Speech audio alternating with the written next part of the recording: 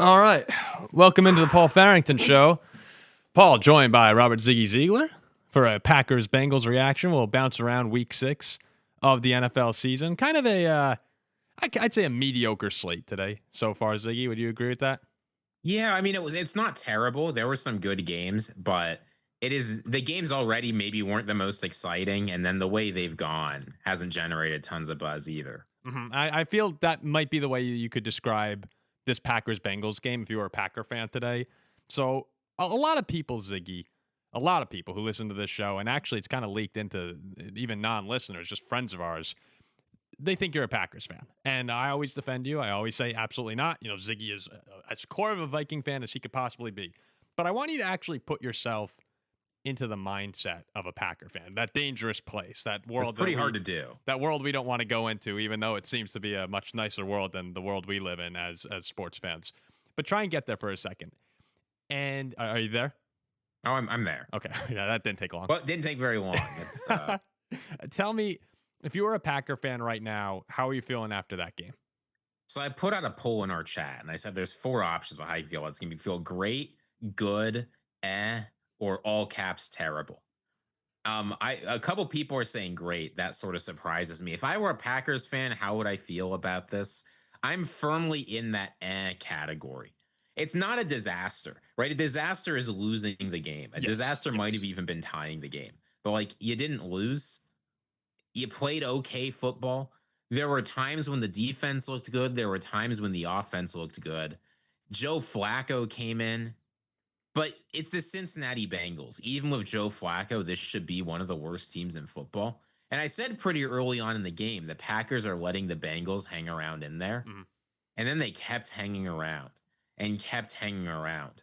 And the Packers pulled away at the end. Like once they were up 2 scores of like 4 or 5 minutes left, I didn't think they were going to win. But they needed plays like Matthew Golden making a huge play on 3rd down just to comfortably win the game. And certainly, I mean, we talked about it with Andy last week, so I can go to him as a Packers fan. You were really hoping for more than that. Coming out of a bye, coming with a pissed off Green Bay team, playing one of the worst teams in football, you wanted more than this. Yeah, you definitely wanted more than this, but let's also put ourselves in the right frame of mind here. If we're pretending to be Packers fans, these prior 2 games before the Bengals were both games where Packers fans came into it saying, we want to blow out the Browns. And then you lose that game. You know, a bunch of things don't go your way at the end. Okay, at least we have Dallas and that horrible defense. Let's blow them out. You get off to the great start in the first half, then it all falls apart again, and you wind up tying. At the very least, and I think most people are going to agree with this, you won this football game. The most important thing was walking away with a win, right? Shake a little bit of the rust off from the bye week. There are definitely some good things to pull out of this game if you're a Packer fan. But if I were a Green Bay fan today, yeah, are you looking like the Super Bowl contender you thought you were the first 2 weeks? No, but it's a long season, ups and downs throughout the entire time. Your goal right now is to try and win the NFC North. Like, you need to keep pace with the Lions, who look like the best team in football right now, and we'll see them in about an hour or so here now on Sunday Night Football. But the most important thing was to come away with the win. And so let's get into both sides of the football here. I actually thought Jordan Love, once again, played a really good football game. He really has been pretty good this entire season so far. He finishes the day 19 for 26, 259 yards, a touchdown, a pick. And really, other than the interception in the first quarter, I mean, the Green Bay offense was marching up and down the field most of the day. And when the defense started to give up some points, they gave up 18 straight points in the second half there, every single time Love responded. So, again, sticking in that Packer frame of mind, Ziggy, if you're talking Jordan Love here, you got to be feeling pretty good about your quarterback. Yeah, and it's worth noting here, the Packers did not get very many opportunities in the second half of the game as you're looking at the score. In the second half, every single time they got the ball, except that like last one play end of possession thing, which doesn't really count. Yeah. Right? Jordan Love got the ball 3 times. You have touchdown, field goal to go up by 2 scores.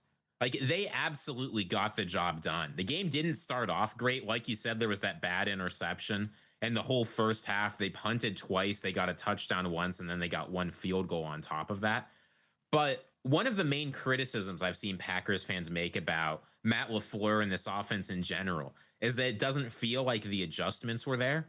going into this second half, it was very clear they saw what the Bengals were doing and changed how they approach things on offense. There were a lot more quick throws, right? Josh Jacobs got going even more in the second He was half, great and that today. opened Again, things up for some of those bigger passing plays that you saw to close out the game. So if you're somebody who's hated on Matt LaFleur, and I certainly think it's been up and down, you've got to give him some credit in this second half. He did something Packers fans have been waiting for a long time. At the end of the day, you put up 400 yards, you scored 27 points on 8 possessions. That's not terrible in the NFL. no, no. And when you step out and look at the larger picture here of how Green Bay played, they played a pretty good football game. It just came down to a couple things here or there that prevented this from being the blowout that a lot of people wanted. I did see, as far as play calling goes, a lot of Packer fans have been upset with LaFleur, and I saw some people were messaging out like, "All right, enough with the end arounds." And the screen, I think there was a screen in the first quarter that I texted you, and it's like, man, after the Trayvon Diggs play a couple weeks ago, like it got blown up again. I'm like, just let Jordan throw the football, and then when you're running, line up under center, give Jacobs a head of steam, and let him go. Like these guys, the two of them, Jacobs and Love, have been the best players on the offense so far. They're making things happen, and to me, it's just all right. We don't need to get creative here. We don't need to get cute. Just let them do their thing. And today you saw them start to get into that more. And Josh Jacobs went for 93 yards on the ground. He had 2 touchdowns. I thought throughout most of the second half there, he was just dominant, and Green Bay was able to lean on him, looking a little bit more like the Josh Jacobs of last year than what we saw earlier in the year. So overall for the offense, if you had to give it a grade, what would you come down on? I don't think you can ignore that first half Mm-hmm. where a lot of why Cincinnati got to stick in this game was the defense did an excellent job in the first half, right? They did not let the Bengals. I mean, I'll read you the drive charts for the Bengals: 3 plays, 1 yard punt; 5 plays, 17 yards punt; 3 play, 5 yards punt; 3 plays, minus 2 yards punt; 9 plays, 44 yards going into running down. The defense played a little softer, missed field goal from like 70 yards out. Hey, but how about that first kick, right? When he just Oh drilled no! it I mean, 67 yards. though. Admittedly, on that kick, he wasn't kicking like someone could be blocking. But if you have that drive chart, the defense doesn't let the Bengals put together more than 1 first down for the entire first half until the end. You have got to leave that with more than 10 points. Yeah. Right. Like the offense just has to be there. So if I'm giving the offense a grade, the Bengals defense isn't good, but they got it done. B minus. Well, it's another Like it wasn't consistency. exciting. It wasn't great. A B minus is not near a failing grade, but the Packers should have easily put up 30 plus this game. Well, it's another consistency thing with Green Bay, right? The first half, the defense is shutting out Cincinnati. They can't do anything. Did you read off Cincinnati's drives there? It was basically 3 and out every single time for the Bengals. Yeah, they had 1 drive go over 3 plays until their last one. And it was 5. And even right before half, when we were texting each other, I said, this is kind of how the last 2 games have felt, where the defense is dominating and there's just, little production from the offense. I know in Dallas they scored a couple times until the blocked extra point. But then it kind of flipped, and I was kind of doing it tongue in cheek when I said, all right, like I thought Green Bay was going to win this game by 30 plus at that point. And then you see the second half start, and the Bengals come out with a 17 play, 78-yard drive, eating up 10 minutes. And that was a shocking drive. It's 10-7, and you. I don't think at any point Packers fans probably felt too nervous. At least as someone who is not a fan of either team, at no point did I really think the Packers were in danger of losing the game. But in the second half there, Cincinnati's moving up and down the field. They had 2 drives, 10-plus plays resulting in touchdowns. There was a point where I was like, man, like they are lingering. And when you let these teams linger, all it takes is that one big mistake like Love had against the Browns. And next thing you know, you're losing to a team that really you should be dominating. And that was a little bit more of the disappointing factor, I think, for Packers fans, is they just let these teams stay with them, and they seem to kind of play down and up to their opponent. Someone wrote in the comment section just now, it looks like, a cat playing with a mouse. And yeah, like it kind of does look like that a little bit. Not in the sense that like the Packers are in control the entire time, but it's like, when you play with your food enough, okay, eventually you might lose it. So they've done that this year a couple times now. That's why I think the main takeaway is just get the win, move on. You got Arizona next week, who's, they lost to Indianapolis today. We said they're a team you have to watch out for falling off a cliff. But I think you take the win and you're happy. Yeah, I mean, it's easy to forget the last time the Packers won a football game was September 11th. Right? It's been a long time since this team. It's been It's over a crazy. month since they have won a football game. Right? So like when you win, I get that they tied, I get that the Browns game was tough, but just to win, losing this game would have taken all of the steam out of the entire season. Right? You went into this game, this was an absolute must win. Had they lost today, we would have probably had the transition. We would have become a Lions podcast. It would only be Lions fans checking in. There would be no Packers fans listening anymore. They would be, all right, we're done with this year. And I don't blame them. I mean, when your team wins, it's so much more exciting. We can even see here, right? Like everyone in the chat, despite not being thrilled with the way it looked, everyone's really happy. You still won a football game, and it's like, all right, let's look better next week. But had they lost today, it would have been. I mean, the Bengals have been just getting crushed by people. You couldn't lose today. You just couldn't. I'm sorry I interrupted your. No, but you're right when you say the Bengals have been getting crushed by people, right? We beat them 48-10. The Broncos beat them 28-3. The Lions beat them 37-24, giving up 21 fourth quarter points. Like the Bengals, and I get that that was Jake Browning, and Jake Browning, he was putrid, right? There's a reason why, despite him sort of being the ingrown guy, that they like traded for Joe Flacco, who's not a great quarterback. It's like I get that things were a little bit different, and we do have to give some credit. Like the reason that the Bengals were able to hang in, I mean, you can point to Joe Flacco, but really this was not a game where Joe Flacco looked very good. This was a Jamar Chase game. Yeah. Jamar Chase, time and time again, when the Bengals needed something, T. Higgins looked okay too. But like Jamar Chase was the guy that you stepped back and said the reason the Bengals might be able to get back in this is because they've got the second best receiver in football. Joe, yeah, I like that there. Joe realized in the second half, all I need to do is throw it up to T and Jamar and they'll make plays. That's what it kind of looked like to I mean, me. he hasn't had a guy of that talent maybe ever in his career. I don't think he has. And that's kind of, it's like it took him a half to realize that. And then the second half there, Jamar got going. And I mean, the touchdown catch was unbelievable. But that's one reason why, as much as I've kind of made fun of the Bengals, I don't think I've actually made fun of them. But as much as I've been down on the Bengals saying they might be the worst team in football, the reason you can't actually put them there is because teams like the Browns and the Jets and the Titans, they don't have Jamar Chase and T. Higgins. And if you just have someone who could get the ball in their general direction without it being intercepted, which Flacco is able to do, they can make big plays and they're going to put a lot of pressure on a defense. Now, if you're a Packer fan watching that game, you're going, how the hell are we not getting to Flacco and making him make mistakes? The same way it was the first time he played in Cleveland. And I think the Bengals act like that was the game plan, and coming into the second half was, let's get this ball out quick.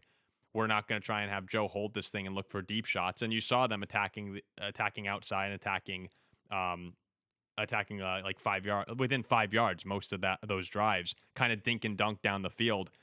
And to some degree, I think Green Bay was willing to let that happen. I hate when my defense is letting teams go down the field like that, because eventually, you find yourself on the 20-yard line and you have to rely on the bend don't break, which the Packers, were 2 for 3 on that today, or 1 for 3 on that in the second half. So I just thought Flacco, I thought the game plan from Cincinnati in the second half was a lot better in terms of how can we counter and try and make this a little bit easier on Joe. Yeah, and to their credit, the Packers also came out with a better game plan too. And I think there's a lot to pay attention to of what Matthew Golden was doing. The thing that, you talk about the bend don't break stuff. And I think the reason the Packers have been getting there is because they have not been getting a lot of impact plays from the defense. The defense has played solid, but like you got 1 sack on Joe Flacco this game. This is the first time Joe Flacco has played a game this year where he hasn't gotten multiple sacks. You look at like Micah Parsons. He's played very good football. He's got 2.5 sacks on the year and 1.5 tackles for loss, which is not exciting. But if you look at the actual production he's contributing, there's a lot there. But somebody else on this Packers defensive line needs to step up. Lucas Van Ness unfortunately left for injury. Javon Bullard also left for injury. Edrin Cooper has not been exactly the player we were hoping, right? Seems like he's been asked to do things a little bit differently with Micah Parsons coming to town. But you might be facing Kyler Murray in the Arizona Cardinals next week. You need someone else on this defensive line to do things, especially because Micah Parsons isn't going to be able to play 100% of the snaps for you. And if you look at some of the worst plays from the Packers defense in this game, it's those snaps where Micah's out. Yeah, I mean, I credit a lot of it too, though, to just how quickly Flacco is getting the football out. Like, there really wasn't much time to have a pass rush get there. I thought Flacco was doing a nice job, and even on incomplete passes, they weren't making catastrophic mistakes. I'd like to see the time from snap to throw for Flacco, particularly in the second half. I don't even know where I could find that information, honestly, though. Um, how about Matthew Golden? Right, we haven't talked about it. We talked about him a lot this offseason, and it's kind of been quiet, other than him getting absolutely destroyed by Maris Leafau in the Dallas game, and he did have the massive fourth down conversion in overtime to avoid the loss for Green Bay. But today, he only has 3 catches for 86 yards, but you felt his presence throughout much of the game. I mean, particularly the bookends of the game. And he had the massive conversion late in the game to continue to wind down the clock. How are you feeling about Matthew Golden if you're a Green Bay fan? It feels like every single week this connection continues to get better. Mhm. Right? Like, and the way the Packers work, rookies get integrated slowly. That's just how things work for this organization. And Golden is not an exception there. I don't know But what. it's I mean, that one. He's a first round receiver. Like I think he's looked like a. no, but it's like there are many teams where Matthew Golden week 1 would have the wide receiver 1 job. And that's just not how things work in Green Bay Oh for yeah, better and for worse. they have a good. No, Set I'm of not saying he's weapons. gotten off to a slow start. I'm just saying like the Packers are clearly starting to trust him more as the season goes on. Right? It's the Packers won this game comfortably in the final score, so it's sort of easy to forget. It's 3rd and 9. There's 2:28 left on the clock. Your defense has not really shown they can stop the Bengals. Jordan Love is under pressure rolling out. There's not a lot of guys open. Like, that's a huge play from Matthew Golden to come down with a sideline catch there. If he does not make that catch, honestly, I'm not sure Green Bay wins the game. Like, Now with the way that the sounds defense, tough to say, yeah. but if the Bengals get the ball with 2 minutes left on the clock, the way they were controlling things, a touchdown wins the game. Is anybody in here certain that they were going to get that stop? I don't know. I don't know what happens. I think most Packer fans get very antsy if Flacco got the ball. And it sounds crazy saying that, right? But if Flacco got the ball back down 6, yeah, I don't know what happens. We might be talking about a Packer loss. It's very possible. And we'll see what happens if Golden, as Christian Watson comes back and starts reintegrating. There's going to be a lot of changes, I think. Reed. Like, Watson's going to open things up big time. But with what Golden has shown, you cannot let him become an afterthought in this offense. No, you want to start incorporating him more. I mean, I think you got to give him the ball even more than the 3 catches he had today, right? Did he have? He had what? 2 runs? Yeah, he had 2 rushes for 16 yards. Like Matthew Golden's explosive enough that you want him getting the ball more than 5 times. Like you just need the ball in his hands and let him make some plays. And end arounds. I don't know. Romeo Doubs looked very good. Oh, this Doubs game too. Doubs has been great. I don't feel like they did a bad job distributing the ball. No, they don't do a bad job distributing. It's just I don't know. Whenever Golden has it, you can see the speed. You can see how he could take the top off a defense. Like I'm not saying just launch it every time downfield to him, but just come up with a couple of things to get him the football. Let him do some more things. He's a great playmaker. Golden also had a couple, at least one pretty brutal drop. So like not drop, but incompletion. It's not, again, like there are a lot of mouths to feed. They were focused on getting him the ball. Yes, there are a lot of mouths to feed in Green Bay too. Jaden Reed will be coming back, right? And that's like he's going to be out 11 weeks or something. I can't remember how long he's out. I think the Packer offense will be just fine. And I mean, they've been great, right? Going back to the Dallas game, it's other than that one weird game in Cleveland against the Browns defense, which everyone's always like, oh, the Browns defense is so good. I'm not sure where they're a good defense.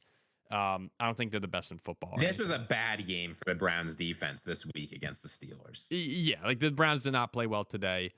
But in Cleveland, weird things happen sometimes. So I think overall, though, the Packer offense has looked really good most of the season. I mean, Dallas, you hung 40. And then today, Love's gotten the job done when he's had to. Even against Cleveland, he drove down the field. They should have won that football game, if not for the blocked field goal. They were in territory to beat Dallas. Like, he's responded every time there's been pressure on him this year. So I think if you're, again, maybe if you're a little annoyed that you only won by 9 points today, be happy you won by 9 and realize when Reed comes back, when Watson comes back, who we've said a few times, we kind of think they might be the 2 best receivers in that locker room, although Doubs has been unbelievable. I do think the Packer offense is only going to improve, and you're hoping that they catch their stride in that November December range the way they did a couple years ago. I do have a question for you about this game, Yeah, actually, Paul. So I've seen conflicting reports on what people think about Keyshawn Nixon, right? I Googled Keyshawn Nixon. You know how Google gives you those like Twitter posts? yeah. Here are the first two posts. Keyshawn Nixon played really well today. He was never burnt by Jamar Chase. The second one, Keyshawn Nixon got torched repeatedly by Joe Flacco. So, like, people are clearly divided on this. Watching Nixon, I thought he played very good football. Man on man, I thought he was excellent. In zone, I thought he did a good job playing his assignment. Jamar Chase is as difficult an assignment to draw as there is in the NFL. Right? Like, he will simply. It's not necessarily Keyshawn Nixon's fault if Jamar Chase out physicals him at catch point. Yeah. So I'm curious, what did you think about Nixon's performance this game? Because my guess as Packers fans didn't feel very good about it. But I think, I'm not a Packers fan, so I can step back and look objectively here. I thought given his assignment, he played pretty well. Yeah, well, you Packers fans, I just looking, it's kind of funny. I'm reading through some of the comments and going against Keyshawn Nixon as easy as it gets. Holy shit, Keyshawn Nixon is pissed off today. What a shitty game. I want Keyshawn Nixon off my team. Well, that was actually back in late September. I want Keyshawn Nixon off my team by midnight. I thought he had an up and down day. I mean, you're right. Going against Jamar Chase or going against T. Higgins, whoever you match up with on Cincinnati is going to be a difficult matchup. But I thought especially as we moved towards first half, everyone played well, right? First half, Bengals didn't move the football at all. I just thought it was difficult in the second half for them. There were a lot of times the guys were playing off, and when Flacco was able to get out quick and you move down the field the way they did, I thought that their goal was just not to get beat over top a lot of the times, and they didn't really. So I thought, reflecting on it though, that Nixon was fine. I wasn't too impressed. I wasn't really disappointed the way some people were. Yeah, I mean, it was not a disastrous performance. A disastrous performance is Jamar Chase putting up 150 or 200 I yards. thought he was fine. Yeah, I like. He played well enough for them to win the game. We're not looking back on this game. Like, at least for me watching it, I wasn't looking back on the game going, Nixon's getting annihilated today. I thought he was fine. I have no takeaways on Keyshawn Nixon today. He's been good he's been very good this season so far. I'm not worried about him at all if I'm a Packer fan. Well, are you? No, I mean, I thought it was a fine performance. I think in general, Joe Flacco did a good job getting the ball out early. There's a lot of receivers that are threats on this team. Even guys like Noah Fant and Tanner Hudson, like Andre Avocias, like none of those. There's a lot of good guys that can get the ball on this team. For the Packers to more or less contain them for most of the game, I thought it was a solid performance from the cornerback room. Obviously, you'd like to see more. But a play like that Jamar Chase touchdown, that's just like a nuts play from your wide receiver, right? Like there's nothing like I don't think there's anything any cornerback in the league can do if that's what's going on. No, I didn't feel terrible about it. No, there's nothing you can do. He made a one-handed catch. I mean, it should have been a penalty. That was on Nixon, right? Yeah, I'm pretty sure. Like that also should have been a penalty. Like no, it's you almost wonder if they didn't call the penalty just because Jamar Chase came down with the ball and they said, "Screw it, I don't want to work out my arm." Is Fred Warner out for the season? I just saw someone put that. Probably. It looked bad. He was. It looks like he dislocated his ankle and is going to need surgery. 49ers-Bucs immediately call for. I didn't. I saw him get carted off the field, and I saw the look on his face. But it says gruesome injury. Man, they can't catch a break, the 49ers right now. Well, talking about defensive injuries that might have affected the outcome of a game, I do wonder what would have happened in this game if Trey Hendrickson had stuck in there. Yeah. The Packers got a real break of that back injury, sort of keeping him out for the second half of the game. I mean, with a banged up offensive line that played not great today, not terrible, but Jordan Love was certainly asked to do a lot. I think this game could have looked differently if Trey Hendrickson was there. Fortunately, until they go and play the Steelers in a couple weeks, they don't have to face any tough defensive lines. Like the Cardinals don't scare me. But that was a real break for the Packers in this one. Yeah, I mean, you're taking out one of the best defensive players in football. I mean, that's always no one's obviously rooting for anyone to get injured, but um, it hurts when he leaves. Demise, don't thanks for the $20 donation. He says Matt LaFleur needs to realize this offense is at its best when he lets Jordan and the boy push downfield uh, first and run off of that. Yes, it's harder without Jay Reed or Watson, but when we are run first, JJ has no space to move. Do you agree with that? Um, I think it certainly helped this game that once the passing game got going, the running game did too, right? Like, they wore down the Bengals defense, and that was certainly part of it. But he had 93 rushing yards this game, and 70 of them came in the second half. Yeah, I'm trying to think. I mean, I guess last year with Love being hurt, it felt like they leaned on the run a lot more, and that opened up the pass. Um, but they did come out. I mean, they were firing against Detroit. They were kind of firing downfield against Washington too. Well, that's the nice thing is you have a pretty balanced attack in Green Bay, right? Like Yeah, compared to most the main teams in the problem league. this game or this year has not been like the passing game. As you say, it's been balanced, but the run blocking has not been strong. No, and I think the last 2 weeks was the best Josh Jacobs we've seen as well. I mean, he's been a monster for a couple weeks in a row here. But yeah, I think the takeaway for Green Bay. I mean, we could continue on with a couple other games here, and we'll come back and touch on this Green Bay game as well if anyone has some questions. But Yeah, I think you're just you're happy to walk away with the 9-point win here. You move to what are they now? 3-1-1, still only one loss, and you're just trying to recapture that rhythm. It's kind of we kind of get a good basis of the feeling of Packer Nation just from these videos and how the fans are reacting. And it kind of just feels meh, right? Like that's what the poll said. They're feeling fine, they're feeling eh. But even the general consensus around the team and how fans are feeling right now, the high was so high to start this year. We're sitting here, we're like, oh my God, we might be able to quit our jobs if it's going like this. If this viewer count is this high, if people are this excited and the way it was, like we actually might be able to just do this every single morning, and that we have a talk show. But then you have the disappointment in Cleveland, and you have the disappointment in Dallas, and it just feels like it was such a high place to begin the season that it's going to take a little while to recapture that. And looking ahead on the schedule, it's going to take one of those breakout performances, but I think it's going to have to come in a big spot. And if you circle that game, I mean, is there a better game for Packer Nation to wake up for more than going into Pittsburgh when they're probably going to be playing 5-1 Aaron Rodgers and the Steelers on Sunday Night Football? Well, I do not. If I'm a Packers fan, I do not want the team looking ahead to that game because the Cardinals very nearly beat the Colts in Indianapolis this week. Mm-hmm. Like going to Arizona, that's a game to look for. But yeah, look, it's the Steelers game will be a test for the Packers in a lot of ways. I think the Steelers defense, right? Their defensive line remains strong. They've put some good performances together. The offense, even if it's older Aaron Rodgers, like DK Metcalf is starting to come alive, and Aaron Rodgers has looked like his old self. That's going to be a game where I'm going to be watching very carefully to see how things go for Green Bay. They gotta recapture some of the magic, and I think they'll get there. It's just you start off with those massive wins that who came out who said we might go undefeated.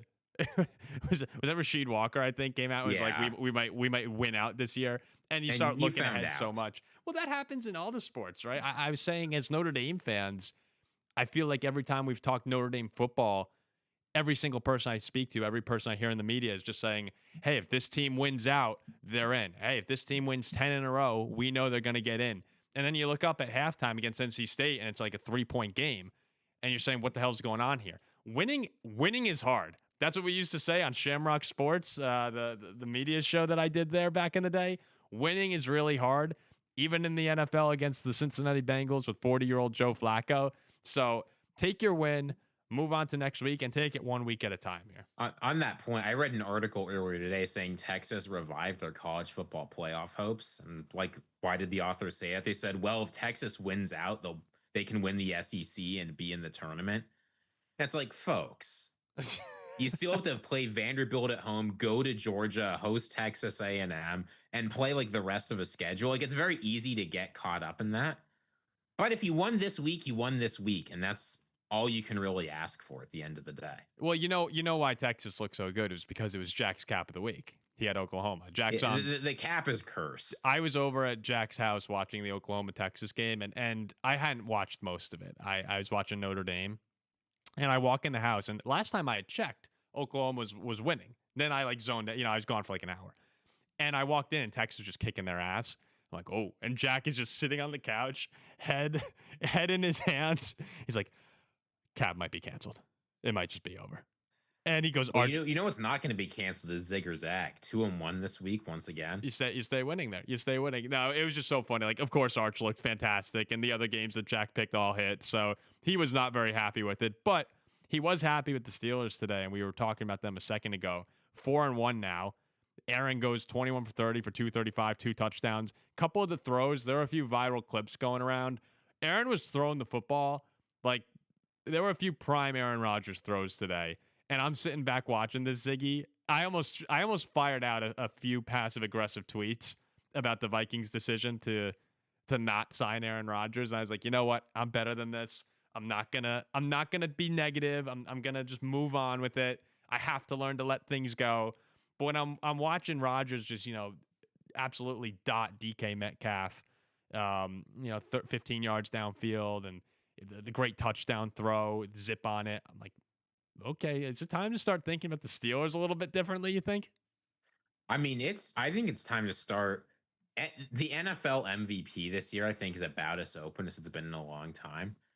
It's not even time necessarily to tune out Aaron Rodgers for MVP. You look at his stats compared to darling Baker Mayfield. And Baker Mayfield deserves all the chatter, don't get me wrong.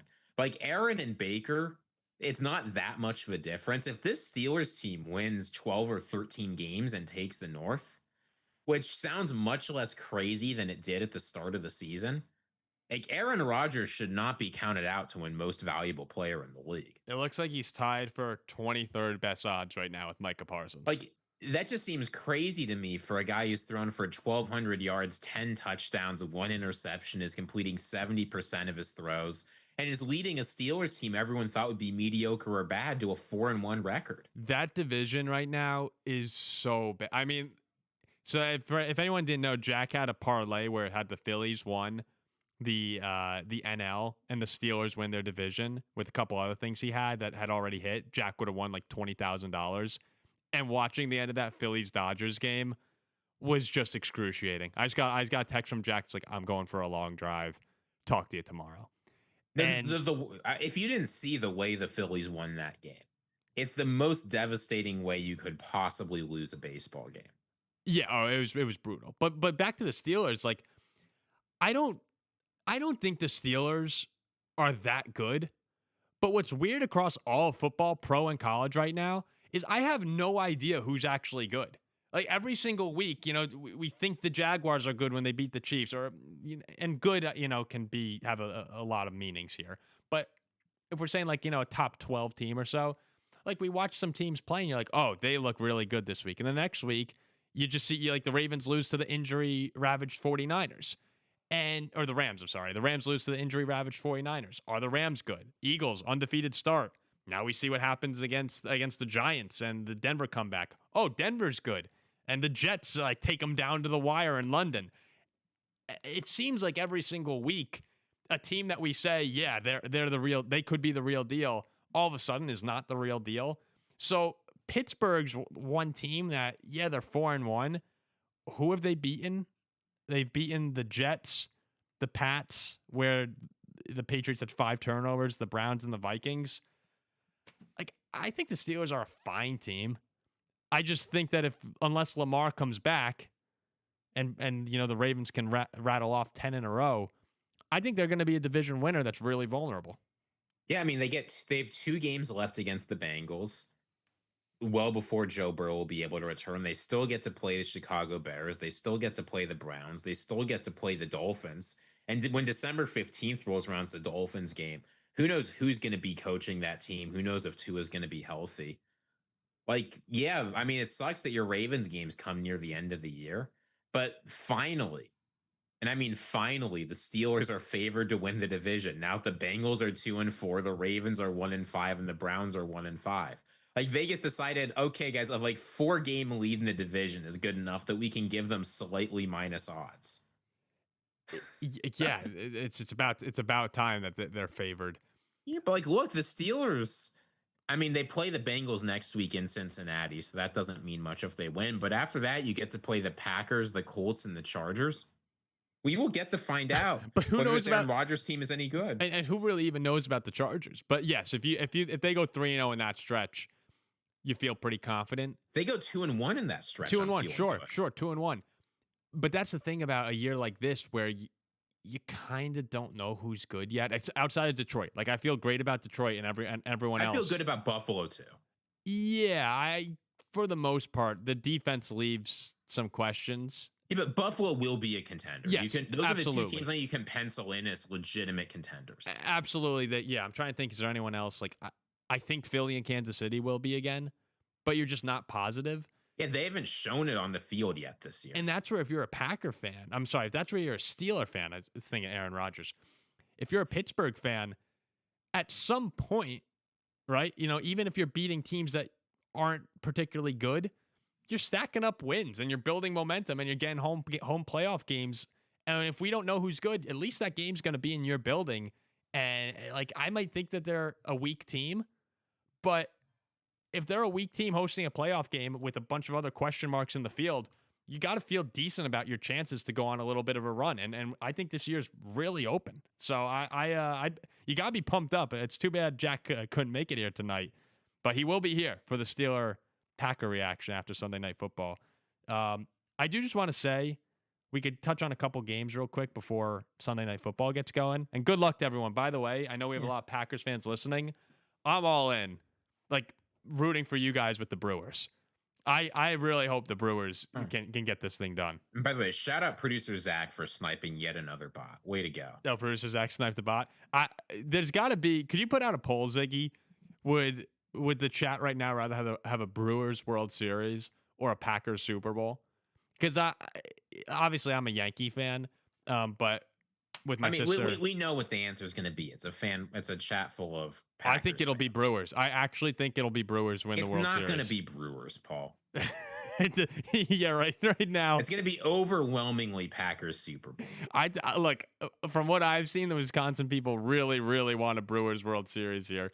Okay, a couple of the other games that we can hit on right here. Let me just. And then we'll get to super chats and we'll wrap. I want to just find the Buccaneers win 30-19 over the Niners. Of course, the major news is that Fred Warner is out for the season now with an ankle injury, and at some point with San Francisco, it's kind of disappointing. It's very disappointing actually, because this is a team that you have to assume once again, if they were healthy, they could be a real contender in a year, as we just said, that's wide open. But now, Brock's had his issues, and Pearsall's been hurt. Juwan Jennings has been hurt. Bosa's out for the year. It's just at some point. Kendrick Bourne's your only receiver who can do anything. And he had 142 yards today. So Kendrick Bourne, he played great. But there's just only so much Kyle Shanahan can do until you have all backups playing in there. I feel horrible for San Francisco. At the same time, you got to give some credit to Baker Mayfield. I know you said that he's the MVP darling right now, and maybe we're overlooking some other guys. But Baker's also going out there. Emeka Egbuka, our guy, got hurt today, hamstring injury. Hopefully that's not long term. But no Emeka, no Mike Evans, no Godwin. I mean, here the leading receivers in Tampa were Cameron Johnson. Have you heard of Cameron Johnson? Cam Johnson had a great week last week, but no. But Cam Johnson, Sterling Shepard, Cade Otton, and Tez Johnson. Those were the four leading receivers in Tampa today. I want to be clear. I did say I think Baker Mayfield deserves the hype he's getting. He's a very strong yeah. Sorry, and this no was Bucky the first Irving. game. This is the first game all year where the Bucs didn't need late game heroics from him to win either. Yeah, this was, and it kind of looked like at one point it was going to be another one of those. Can Baker have that moment at the end? But they were able to pull away late. You're right. In the comment section here, we're talking about Kittle will be back, but Kittle's also been hurt for San Francisco. But Tampa right now at 5-1. Are they the number 2 team after Detroit in the NFC? People are going to call me a homer for saying this. A homer? I still think the Packers are better.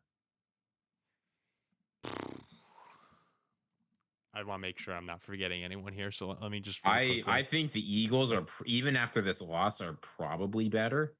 I mean, look, it's the Bucks had a very impressive win. Right? This 49ers team, I don't care about the injuries. They've been challenging people and the Bucks defense stepped up in a huge way today.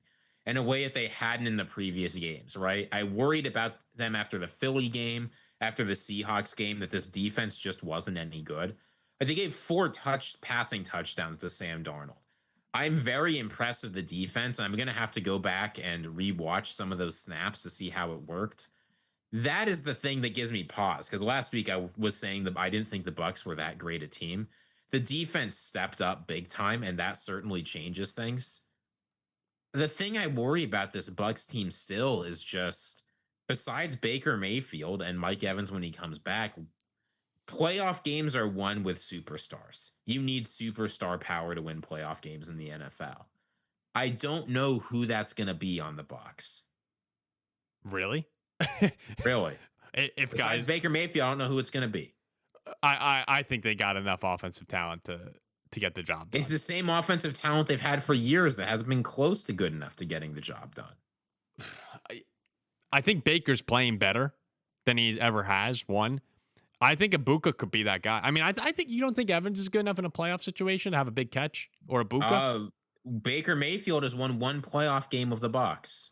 I know. I understand that the team in the past. I mean, I think this is the best variation. But the question, yeah, I mean, the question is, do you think they're way better than they were the previous years? And I get the Lions game was close, the Commanders game was close, but they haven't gotten particularly close playoff wise to doing anything with this same core.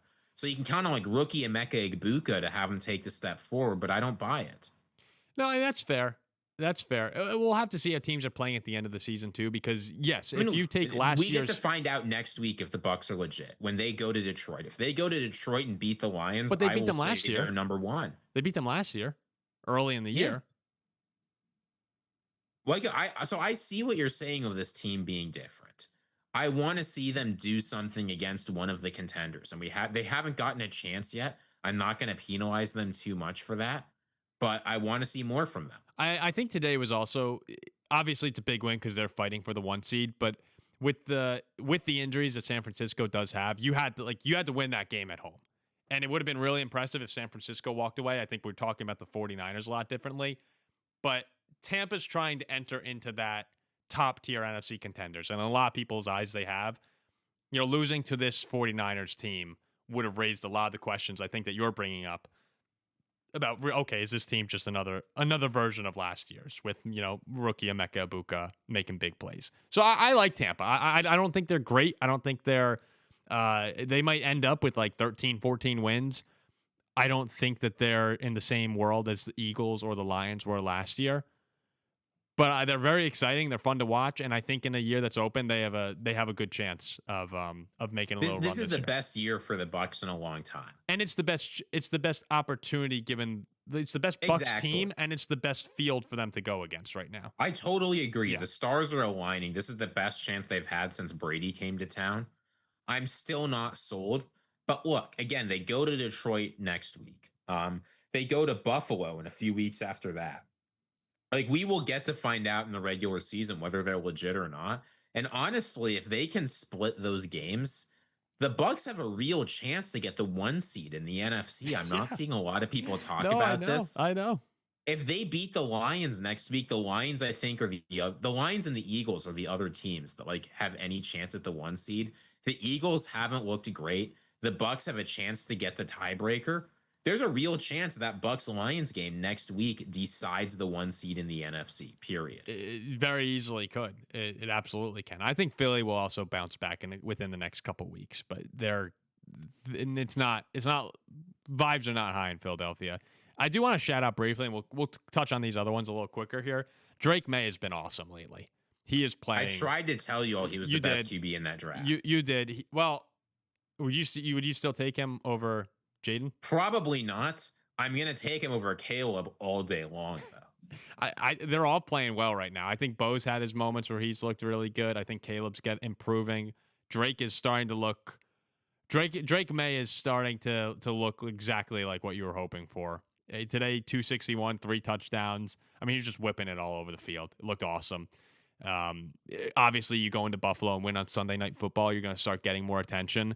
But Patriots fans have to be feeling extremely excited with what they're getting. And I'm sitting here going, oh my God, May looks good, Nix looks good, Caleb looks good. We can't even get JJ on the damn field. And all these other guys from this. Penix has had his moments as well. Like, can we please just.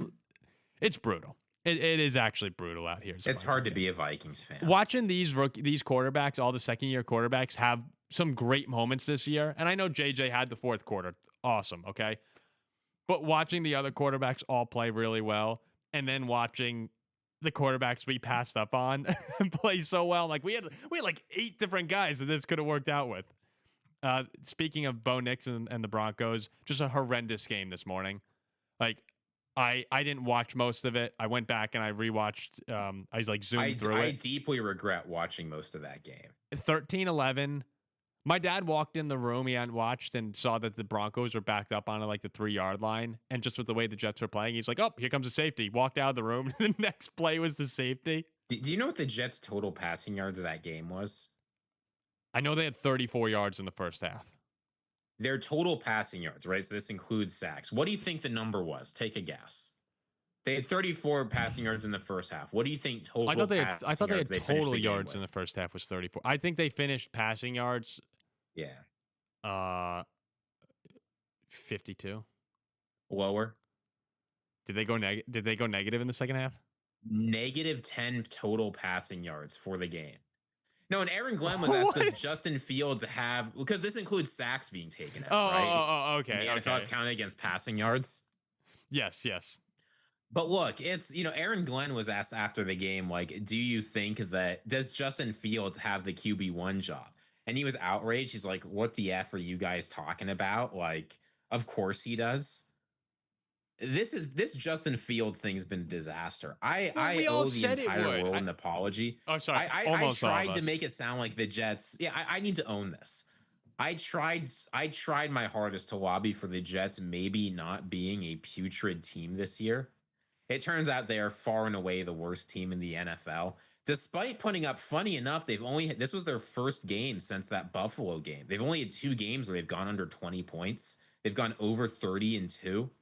But, like, they're so bad. Look, man, I like and the Broncos beat him by 2. I like Justin Fields. Like, I think he's a nice guy. I think he handles all the situations he's in with a lot of class.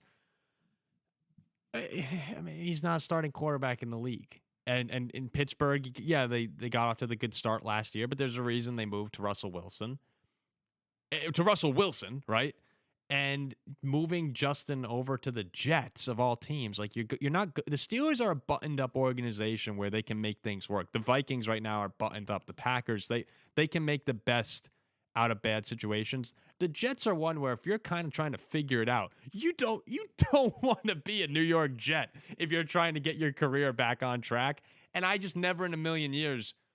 Jets fans were getting excited saying, like, okay, how are you going to stop our triple option with Braylon Allen, Breece Hall, and Fields? Like, stack the line, make them throw. And Garrett Wilson got hurt, which just adds insult to injury. Yeah, it's just, I mean, it's a disaster there. Aaron Glenn a lot of people like Aaron Glenn, and you have to give him some time to see out his vision. We can't just freak out after 6 games when this roster is clearly not good enough. But the Jets are in a bad spot, and the Broncos, like, I don't know, maybe just had a bad game. Like the Jets defense is not good. You might be able to fire Aaron Glenn after this year. You might be able to, but I think you gotta.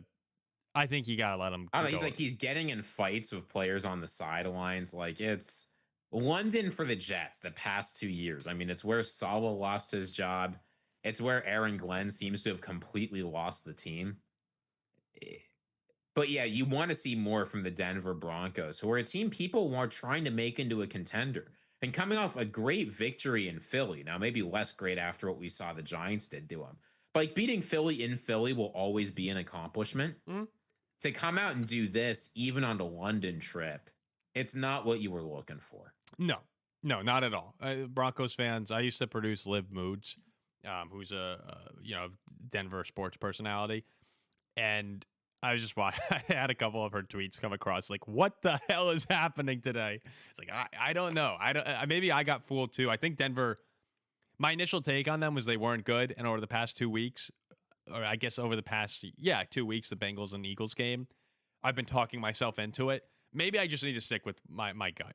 My gut was they're not very good, but I don't know. That's what I mean with these teams right now. We're getting a lot of different versions of these quote unquote contenders. All right, as we're bouncing around here, we'll try and finish these up. Sunday Night Football will be starting soon.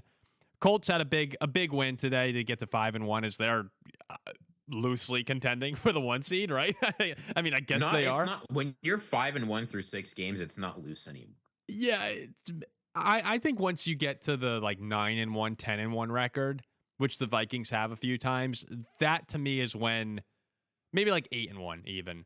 That to me is when the season really starts taking on new meaning. Like I've seen my team before be 5-0, and I wrote articles. You could go back and find my old articles where I'm like, buckle up, power rankings. Vikings are number 1, and then we lose 4 in a row, and you're 5-4. You're like, okay. Well, you know what their next 4 games are? They go to play the Chargers. They host the Titans. They go to Pittsburgh. They host the Falcons. You can win all 4 of those games. You could. That should at the very least that should be 2-2, and that has a 4-0 ceiling.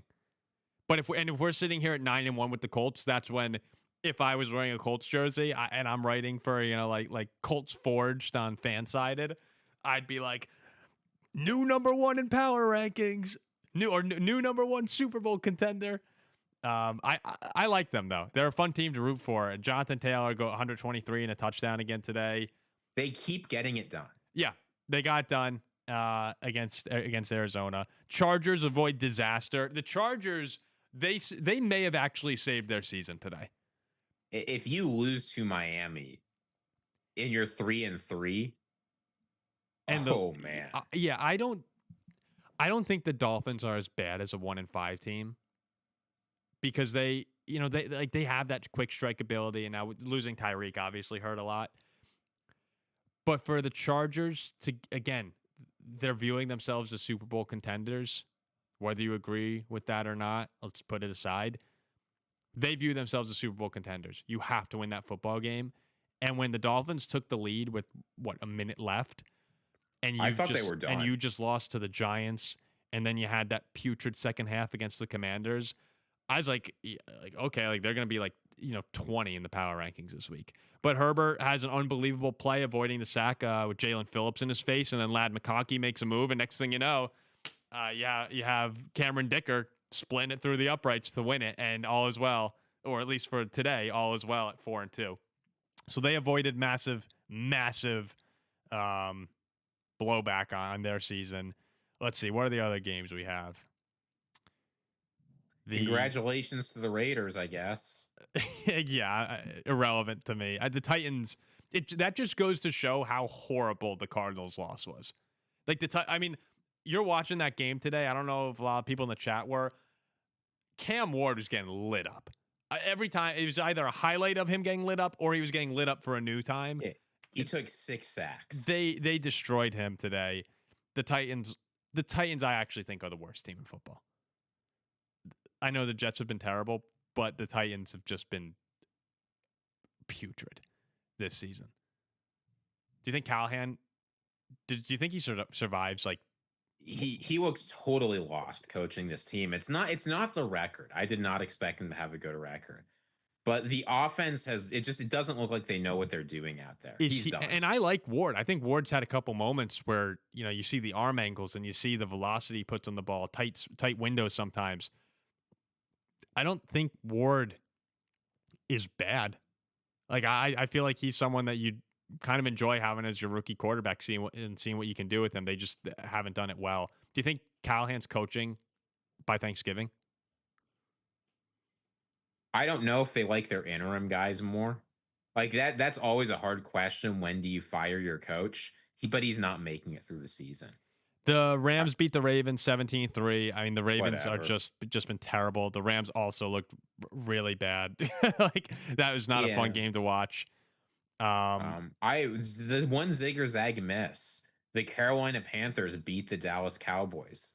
I said there was no way Rico Dowdle would do it again. My bad, Rico Dowdle.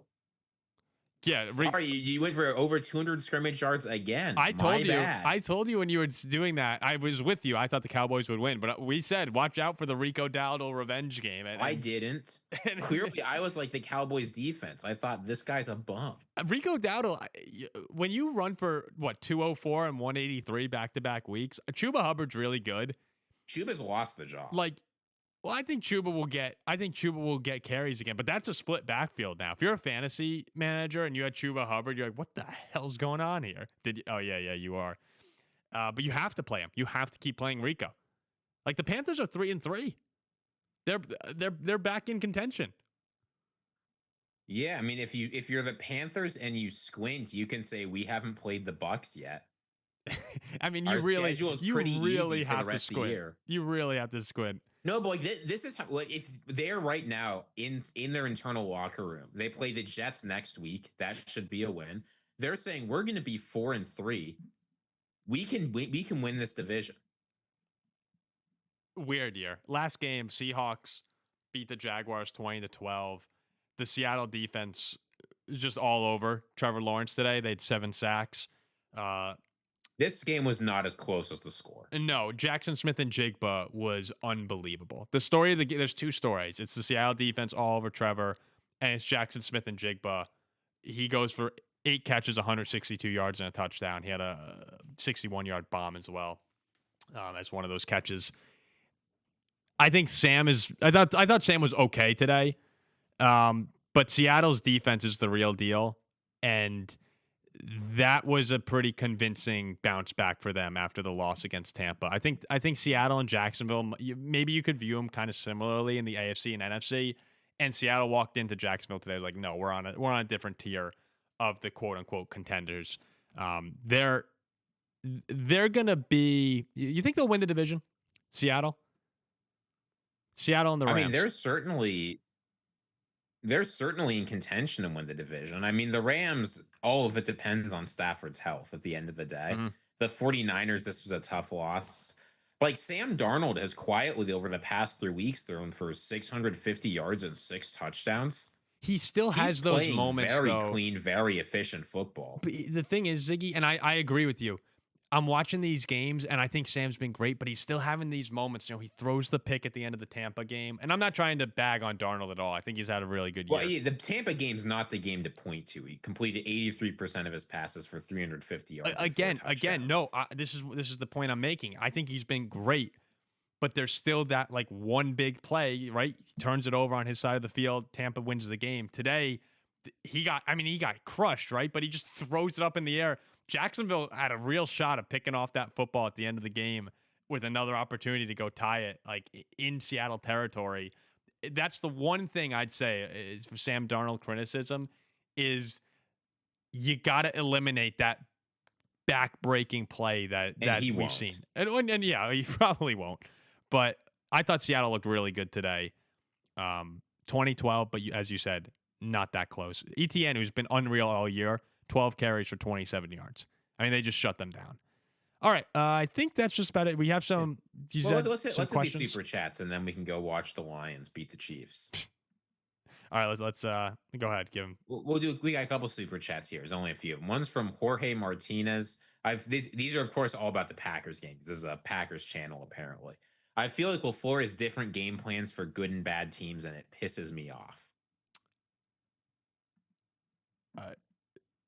I mean, I don't know. I'm not sure I buy that. Yeah, I get why it feels that way because the Packers dominated the good teams and have struggled a lot more against the bad teams. But I don't think that's how it's going. I do think there's a degree of sometimes playing up and down to the competition. Like Green Bay is. The Lions never play down to the competition. Yeah, when's the last time you watched the Packer game and they got blown out? I can't really remember off the top of my head. But yeah, you're right. Like Detroit goes in and when they play the bad teams, it's like 50. It's a college game when Detroit's playing. It's 50-10. But so I do understand your frustration. This one is from Loggerman432. The offense started clicking when Sean Ryan got benched for Jordan Morgan at right guard. I mean, this is something I've been saying all year is like Jordan Morgan is a player who they really trained to play guard, and then they put him in at tackle bizarrely, and it didn't go well. I think he's a very effective guard for this team. I said when he was drafted, he's going to be a crummy tackle, but you've got a great guard in him, and that's where he should be. I think he's a good player, and I think once like Zach Tom comes back, with Rasheed Walker playing okay this game, I think that's how they get this offensive line back in shape. Yeah, they were moving him all over the place. People were saying they were spreading him too thin. So just let him get back to his natural place. We did the LaFleur question. And then D-My says, Keyshawn's been very good in coverage, but he has poor ball skills when it comes to turning around and trying to make a play on the ball for a tip of a pick, and everything changed when Van Ness was carted off for the Pack. Van Ness also had that massive sack. I can't remember where it was when the Bengals were threatening. It's like third down, and Van Ness had a huge. Van Ness has been pretty good this year, so hopefully that's not a serious injury. And last but not least, D-Mize against says, Paul, you got to listen to Brewer Fever. Shut up, Ziggy. We love our crew. I think you poll Wisconsin right now, and they take the Brewers. Well, we just pulled our chat, and 80% said they take the Packers. All right. Well, we'll see as the season continues with the Brewers in Green Bay. Maybe we'll do that poll again, and the Brewers are up 1-0 in the NLCS. But we appreciate everyone for tuning in. The Lions-Chiefs game is about to start. We're going to be live after the Lions-Chiefs. Lions-Chiefs as well. So if you're listening to this, there'll probably be if you're a Lions fan, if you're a Packers hate watcher, there'll be something for you here. Yeah, we hope to see everybody there. It's gonna be a lot of fun. This is a great football game. It feels like another one of those treats on Sunday night, Monday Night Football that we've been getting recently. So, all right, Ziggy, great job, and I'll see you in 3 hours. Let's do it. All right. Let's and close this out.